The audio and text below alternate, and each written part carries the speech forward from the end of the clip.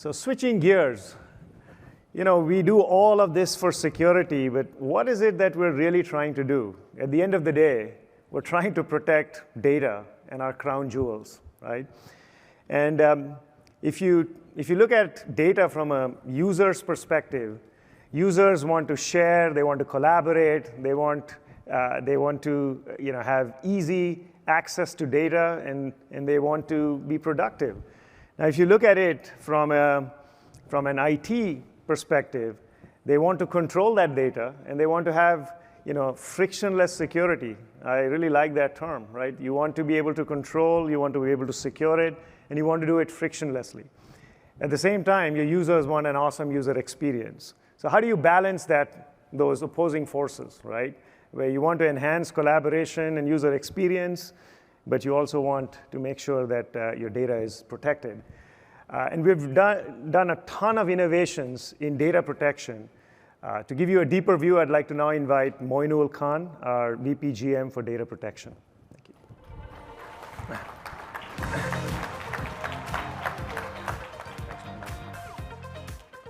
Thank you, Amit. Good morning. During the next few minutes, I will do a quick demo.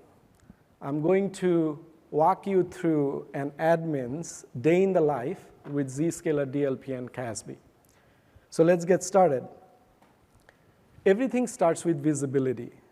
You can secure what you do not see.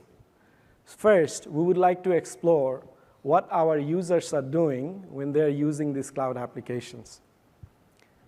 When I click on the Zscaler SaaS security report, it is telling me that in the last 7 days, our users used 352 applications. And 300 applications are not corporate approved. More interestingly, they're using a lot of cloud storage and file sharing applications that are not corporate sanctioned. And I'm worried because most likely these applications are hosting our company's sensitive data. So let's dig deeper. I can see our users are using applications like OneDrive and Salesforce, Box, and Dropbox, which is OK. But all of a sudden, I see this application called ZipShare. And I know nothing about ZipShare. The SaaS security report is telling me that it is a cloud storage file sharing application, but the risk index for this application is pretty high. Why? Because this application has poor T's and C's, and it also has a lot of security vulnerabilities.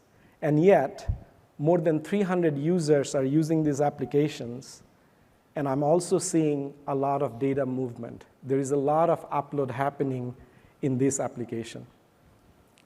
So now I have a decent amount of visibility about cloud applications. Which applications are here, what risks they're introducing in my organization, how my users are using this application, what is going up, what is coming down. That's all great. But what about the data? Can I get some more insights into my data without going through any complex DLP rules, regex, and policies? And then the answer is absolutely yes. Starting in release 6.2, Zscaler DLP is going to do data classification automatically using heavy AI and ML. We are going to be able to put all these sensitive documents, whatever we see inline and data at rest, into different thematic document categories. So now with that feature in place, when I go to DLP dashboard, it's telling me that in the last 7 days, more than 8,000 sensitive documents being uploaded in the cloud. A lot of these documents are super sensitive. We have our tax documents, we have our financial documents, legal documents, a lot of medical records. And I like to dig deeper. Who are the top users? Turns out Alex, Ben, and Cynthia, they own a lot of sensitive data. When I click on Ben, Ben is using a lot of cloud storage applications. Some of them are sanctioned, some of them are not sanctioned. And I can see in corporate OneDrive, Ben is uploading and storing a lot of our legal documents. So now with that, I have decent amount of visibility into cloud applications. I have decent amount of visibility into my data itself. It is time to take some actions. The first thing I like to do is I'm going to be a sledgehammer for all high-risk applications. Users should not be using a high-risk application like ZPShare. And I'm going to leverage Zscaler's Cloud App Control feature, simple policy. Create a Cloud App Control policy with high-risk profile and block ZPShare. And while I'm doing this, I will make sure our users are not blindfolded. They will be properly coached. They will be notified with proper justification. Next, if our users are using our instance of Office 365, they can do many different things. But if they're using our partner's Office 365 instance, I'm going to restrict their activities. And I'm going to achieve this with Zscaler's tenancy restriction. Again, a simple policy that says that when you are collaborating in partner's instance, there are certain things that you cannot do. Using tenancy restriction, I can also control someone's personal OneDrive and G Drive and other cloud storage applications. Next, it is time now to do some deep content inspection with some of the advanced DLP techniques that we have built. In today's world, the top 2 data exfiltration points are personal cloud storage application and email application. And I want to make sure that our intellectual property is protected. Our payroll has a sensitive CSV file. In that file, everybody's first name, last name, their bank information, their address is there. I'm going to index this document with exact data match. Our legal department also owns a lot of sensitive data, mitigation document, merger and acquisition document, and I'm going to index these unstructured data with index document match and document fingerprinting. And our HR and travel team, they have copies of everybody's passport and driving license. I'm going to classify this content with ML-based image recognition and OCR. So now, once the data classification is done, if the user is trying to upload these sensitive documents to their personal cloud storage application and email application, I will block them, but at the same time, client connector that is running on your endpoint will coach the user and notify the user. If you are one of those organizations where the communication is happening through Slack channels between the IT team and end user, you can use our Slack connector. You can coach the user, you can get the justification from the user, and you can properly log it. And if you want to use Microsoft Teams, that option is available as well. Okay, next, let's talk about BYOD assets and unmanaged assets. Today, everybody is working from home. Once in a while, our users are using their personal asset, and they're connecting to my critical cloud assets, critical cloud application.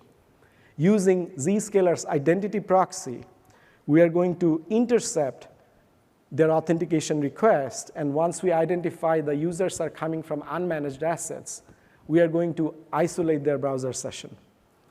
When we isolate their browser session, then we can enforce a lot of conditional access on these BYOD devices. We are not going to let them download any data. We can also block cut and paste and printing and various other activities. All right, so I have taken some actions inline. What about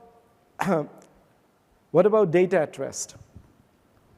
When users are using corporate sanctioned SaaS applications, they're also uploading a lot of sensitive data in corporate OneDrive and G Drive and other applications. And one of the issues that we see, a lot of accidental data loss. Zscaler's out-of-band CASB, we are going to manage this collaboration. If anybody is creating a sensitive folder and accidentally exposing that folder with a public URL or external link, we are going to block it. If users are trying to share sensitive data with external collaborators and untrusted users, we can restrict that behavior. And once again, while we are doing this, users will be properly coached, notified, so next time they do the right thing. And then the last thing that I would like to do is I would like to leverage our deep integration with Microsoft Azure Information Protection. As you know, a lot of data exfiltration happens inline. Inline, we can read AIP labeled documents and we become an enforcer. But for data at rest, we can do even better.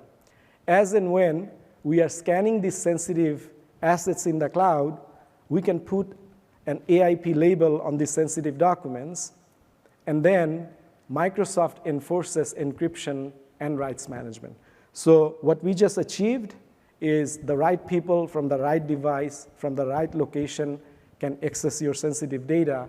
Any unauthorized access will be restricted.